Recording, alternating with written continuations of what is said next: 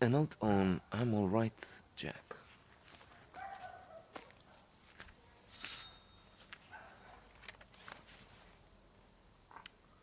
Uh, this is a wonderful film with a phenomenal actor, Peter Sellers. In fact, this is the third note in a row I'm making today uh, on a film about Peter Sellers or with Peter Sellers. I've noted earlier on the life and death of Peter Sellers with another uh, majestic, magnificent actor, Jeffrey Rush, in the role of Peter Sellers. Uh, then, previous to that, Pink Panther, and now I'm Alright Jack. For this, he won a BAFTA, competing, so to say, with Laurence Olivier, Richard Barton, and Peter Finch. And Peter Sellers won. He was outstanding here and in so many others, being there, Dr. Strangelove, and How I Learned to Stop Worrying and Love the Bomb. And if the man, Peter Sellers, was obnoxious very often, the actor was sensation. This is a comedy about the brothers. Normally, I would be reluctant to look at, and I generally do not enjoy films and even books on subjects which deal with communism or the leftists, the brothers. But this is criticizing them. This is a comedy which I would say shows, unlike 1984, which is dramatic and shows you the terror, the violence,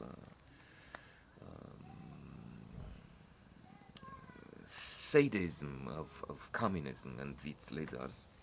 This one is showing you their incompetence. It shows how preposterous, how absurd leftist ideas can be.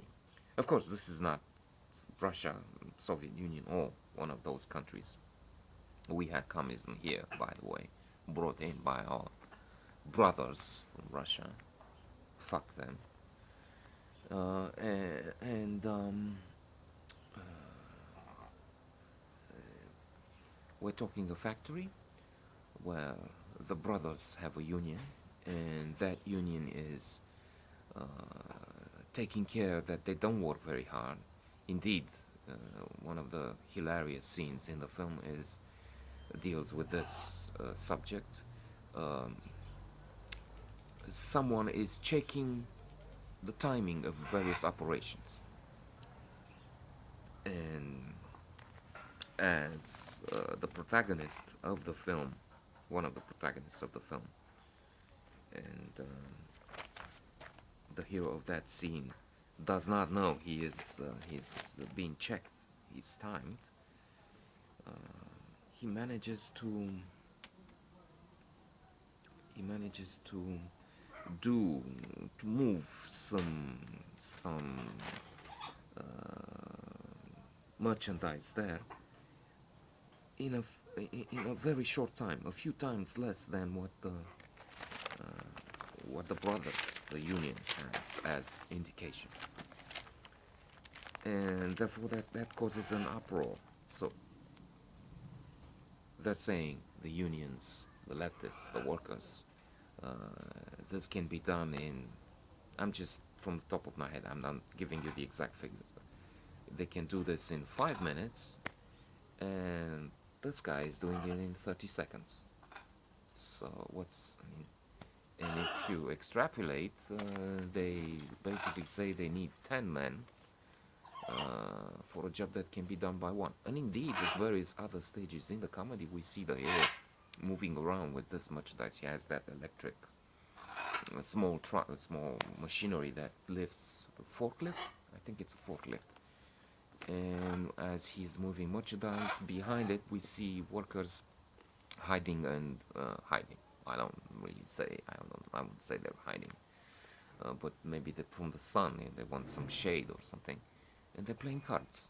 And when he's asking, well, the union, the brothers protested and they couldn't be fired even if they have nothing else to do. Nothing for, there's nothing for them to do, so they just play cards and that's it. So there's this clash between management, which is not without fault. I must emphasize that. So I'm not like on the side of the owners, even if I must confess I'm biased. I'm a partner in a small company, so uh, I would like to be with a capitalist rich, even if I'm not rich. And I hate the idea of the workers of the company just being lazy and sitting around, which I sometimes see them do when I go there at the company.